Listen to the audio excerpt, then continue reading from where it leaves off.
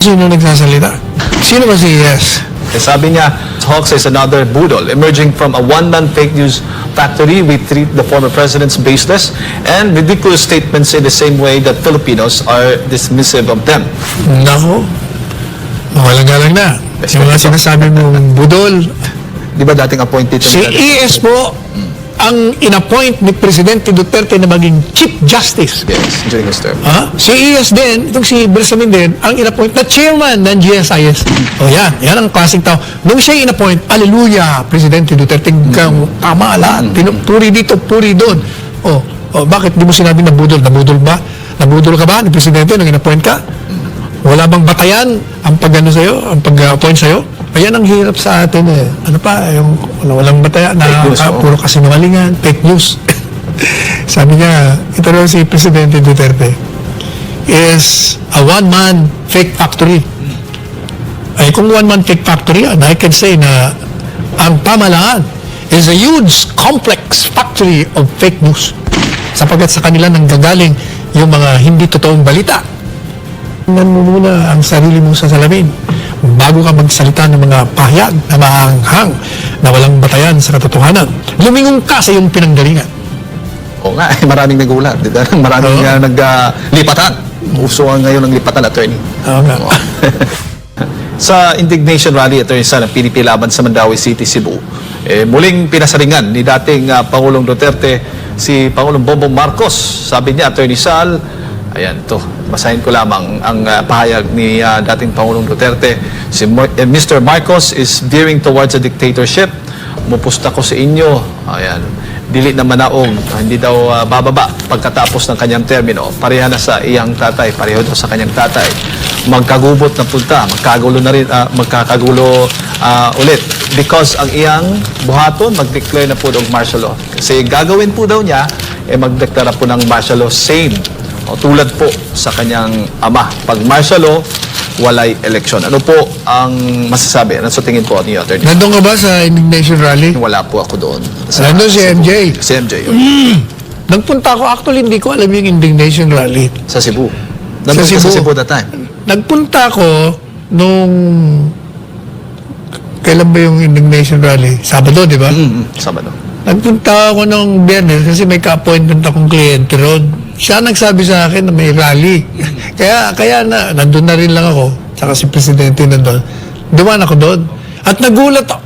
Talaga naman ang dami. Mali nga yung sinasabi sa Jari, pati yung organizers, mali ang bilang eh. Ano ba? Sabi ng organizer, mga 20,000. Anong 20,000? Yung ubod ng laki yun. 20,000 konti lang. Mga 100,000 ang tingin ko. Wow. Kasi pinakita sa drone eh.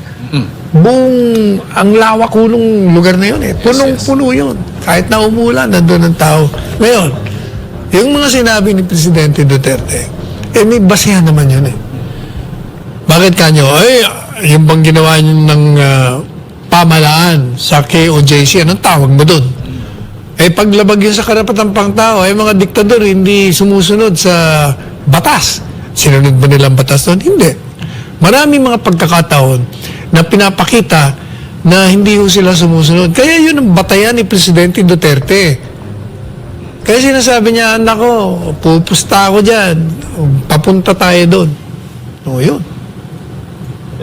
Ito, Attorney Sal, may sagot naman po si Executive Secretary tungkol doon sa banat ni dating Pangulong Duterte. Sabi niya, Attorney Sal, this Hawks is another budol emerging from a one-man fake news factory. We treat the former presidents baseless and ridiculous statements in the same way that Filipinos are dismissive of them. A tall tale from a man prone to lying and to inventing hoaxes.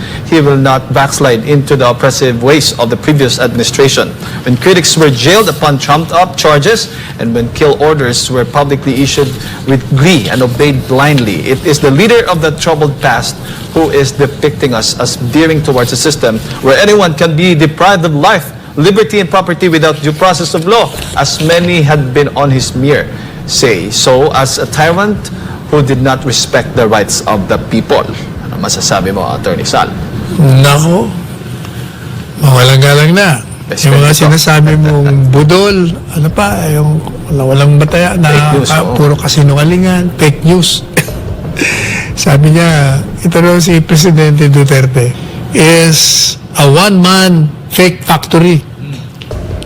Ay kung one-man fake factory yan, I can say na ang pamahalaan is a huge complex factory of fake news.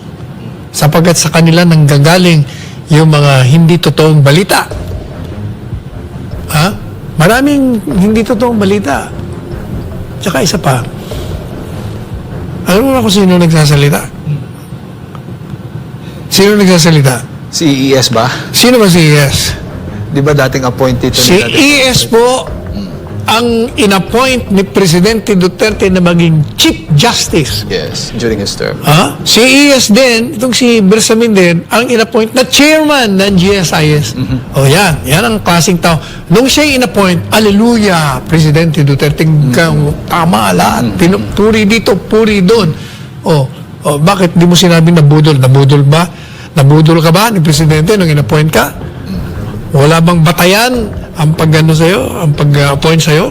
Ayan ang hirap sa atin eh. Tingnan mo muna ang sarili mo sa salamin bago ka magsalita ng mga pahayag na mahanghang na walang batayan sa katotohanan. Lumingon ka sa iyong pinanggalingan. Oo nga, maraming nagulat. Maraming Oo. naglipatan. Uso ang ngayon ng lipatan, attorney. Oo nga. Oo. Pero napansin mo kanina, nabanggit mo nga, marami sa mga kababayan natin, marami pa rin, dagsa pa rin yung taong gustong makinig at naniniwala kay... Ay marami. Walang Duterte. kaduda-duda ho yan kahit saan siya magpunta. Dinudumog yan. Hindi kagaya ng ibang presidente. Wala, hindi dinudumog ng ibang presidente. Pinagsusuot po ng t-shirt na pula yung mga Pati yung mga pulis. pulis para dagdagan yung bilang ng mga matilang rally. For security daw, attorney. Alam nyo, hindi ko talaga may tatatwa, hindi mapapasinungalingan. Ang ginawa ng dating Pangulong Duterte sa paghinto ng kriminalidad, paggiba sa mga paktorya ng illegal na droga, ang pagpapalawak ng ating ekonomiya, ang pagsasagawa ng mga infrastruktura na nakikinabang tayong lahat. Ang pagtulong niya sa lahat ng sektor ng ating lipunan, yun no, ang nagkamarka sa taong bayan. Kaya love na love sila. Kung ikukumpara ka mo kasi yung sumunod, syempre, magsasuffer talaga. Magsasuffer. Kaya ang tao, sila ngayon po ay gutom sa uri ng pamamahala ni Presidente Duterte. Sila rin ay wow! Sa kalinga sa kanila ng isang leader ng bansa. Kaya gusto nilang makabalik ang Presidente Duterte kahit man lang sa pamamagitan ng kanyang anak na ang katangian ay nagkakahalintulad kung hindi man hihigit pa sa kanya.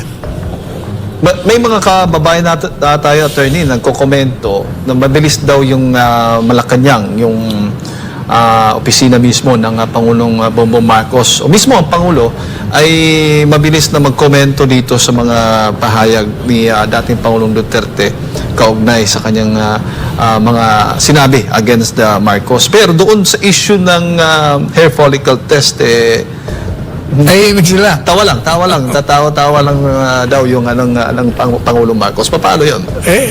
Totoo naman yun eh. Di ba ako, sinabi ko na, aminin na lang eh. Wala namang, hindi ka naman susukatin dahil sa ikaw ay addict kung hindi sa performance mo.